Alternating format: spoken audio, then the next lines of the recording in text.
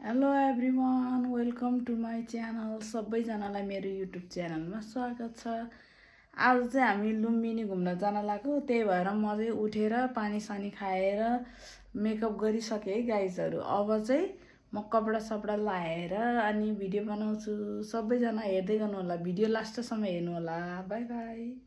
म चाहिँ perfectly ready भइसकेँ गाइजहरू। ल है, हामी त हिँड्ने हो गाइजहरू। सबैजना हाई भनिदिनु मेरो भिडियोमा। ल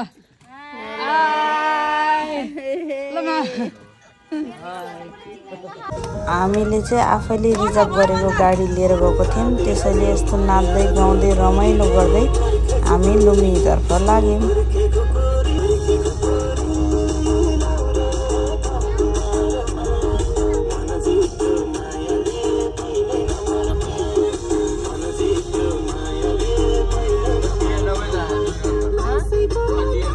बाटोमा चाहिँ दुई टिम बनाएर हामी चाहिँ यसरी अन्तश्री गाउँदै गाउँदै गएको थियौँ। कति रमाइलो भएको थियो। हाम्रो चाहिँ अन्तश्री चल्दै है गाइजहरू।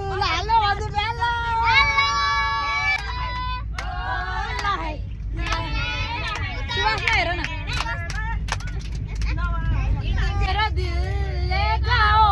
अगर मेरी जान ले गाओ, लाल दुपट्टा उड़ गया रे मेरे हवा के झोंके से, मुझको किया ने दे किया हाय रे धोखे से, मनक मेरा दिल ऐसी में लैला ओ लैला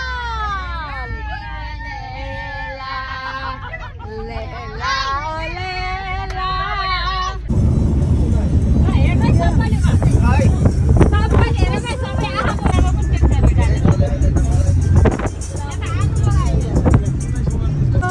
हामी भैरवबाट उता लाग्यो। Here at White Temple। हामी लुम्बिनी पुग्ने बित्तिकै सबैभन्दा सुरुमा त्यहाँ रहेको व्हाइट टेम्पल गुम्बा घुम्न गयौँ। देख्न सक्नुहुन्छ म माथि चढ्दैछु, व्हाइट टेम्पलको माथि चढ्दैछु। मैले चाहिँ गाडीमै नेल हालेको थिएँ, त्यही भएर म नेल देखाउँदैछु है गाइजहरू। अब म गुम्बा घुमेर झरिसकेको छु। हाम्रो यहाँ चाहिँ चटपटे कार्यक्रम हुँदैछ है गाइजहरू। अचार सचार हाम्रो यहीँ घरबाट खानेकुराहरू लिएर गएको थियौँ। त्यो अचार बनाउने कार्यक्रम हुँदैछ गाइजहरू। सबैजना मिलेर यसरी अचार बनायौँ। रोटी, अचार, चना, स्याउ घरबाटै खानेकुराहरू लिएर गएको थियौँ हामीले। त्यो सबै बनायौँ, खायौँ। यसरी त्यसपछि चाहिँ हामीले 3टा टुकटुकी रिजर्भ गरेर 3 ग्रुप भएर सबैजना भएर अरू अरू मन्दिर घुम्न हिँड्यौँ गाइजहरू। हामी यो टुकटुकीमा चाहिँ सब जेन्जी पुस्ताहरू मात्रै छौँ है गाइजहरू। जेन्जी पुस्ता भनेर हामी चाहिँ छुट्टै बसेका थियौँ है। हामी चाहिँ गीत बजाउँदै नाच्दै गाउँदै रमाइलो गर्दै आइरहेको थियौँ। स्पिकरमा गीत बजाउँदै रमाइलो गर्दै गइरहेको थियौँ टुकटुकीमा। म पनि हेर्नुहोस् गीत गाइरहेको छु गाइजहरू। यो चाहिँ हाम्रो मामा बाबाहरू भएको गाडी। मैले फुपूहरूलाई पनि बाई बाई भने। अब हेर्नुहोस् है, यहाँनिर अर्को मन्दिरहरूको भिडियो बनाएको छु मैले, सब क्याप्चर गरेको छु। मेरो छोरी हेर्नु न त्यहाँ। अब हामी अर्को टेम्पलमा पुग्यौँ। लुम्बिनीमा चाहिँ थुप्रै देशहरूले बनाएको मन्दिरहरू छन्। यो चाहिँ हाम्रै नेपालले बनाएको मन्दिर रहेछ। हामी यो मन्दिरमा घुम्यौँ ओर्यौँ, फोटोसोटो खिच्यौँ ओर्यौँ। फोटो चाहिँ प्रायः जस्तो मन्दिरहरूमा खिच्न एलाउड थिएन। यो चाहिँ अर्को मन्दिर, नेक्स्ट मन्दिर हो है। यो पनि हाम्रै नेपालले बनाएको मन्दिर रहेछ। नेपालको नेवारी समुदायले बनाएको वसुधरा भन्ने मन्दिरमा आइपुग्यौँ हामी। लुम्बिनीको भ्यूहरू हेर्नुहोस् गाइजहरू, सबै कति रमाइलो छ। मन्दिरहरू कुनै चाहिँ साह्रै टाढा टाढा टुकटुकमै जान पर्ने छ भने कुनै चाहिँ यति नजिक छ। हेर्नुहोस् त अहिले म बसेको मन्दिरबाट अरू मन्दिरहरू पनि देखिन्छ। त्यसपछि चाहिँ हामी सिङ्गापुरले बनाएको मन्दिरमा पुग्यौँ। अनि मैले भन्दैछु भिडियोमा पनि सिङ्गापुरमा बनाएको मन्दिर भन्दै। अनि त्यसपछि म यो मन्दिरभित्र जान्छु, थोरै भिडियोहरू खिच्छु। हामी एकदम हतारमा फोटो भिडियो बनाइरहेका थियौँ, किनभने त्यहाँ पुरै मन्दिरहरू हेर्न अलि टाइम लाग्ने भएको हुनाले हामी छिटो गर्दै थियौँ गाइजहरू।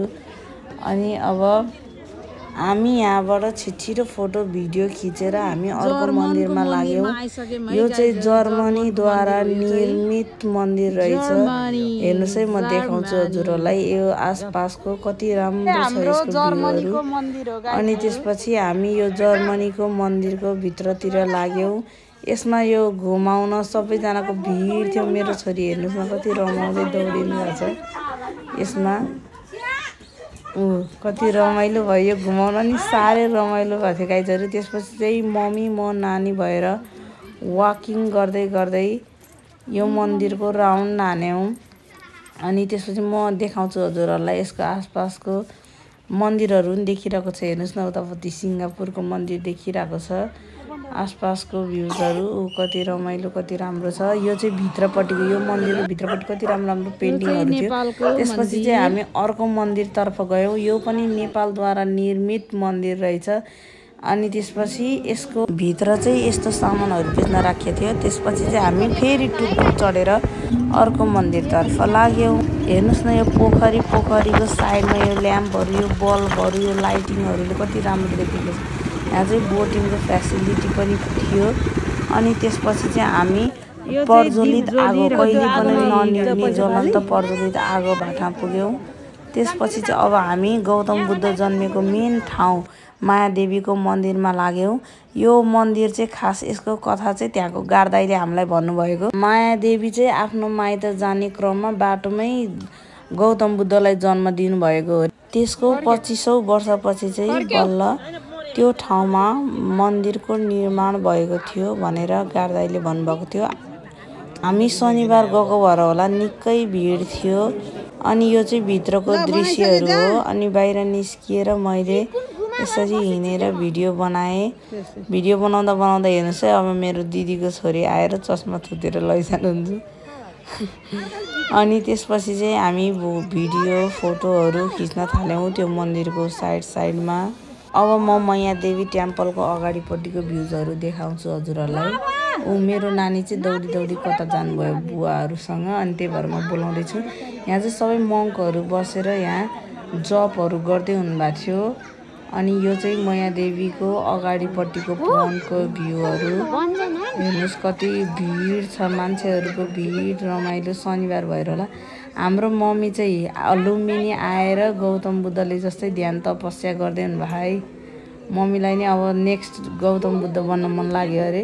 पछि चाहिँ हामी हिँड्दै 5 नम्बर गेटमा गएर हाम्रो गाडी भाटामा पुग्यौँ र गाडीमा चढेर फर्किँदैछौँ गाइजहरू। फर्किने क्रमको अरू भिडियोहरू चाहिँ बनाउनै भुलेछु मैले गाइजहरू। हेर्नुहोस् त कति राम्रो सन्स। By by.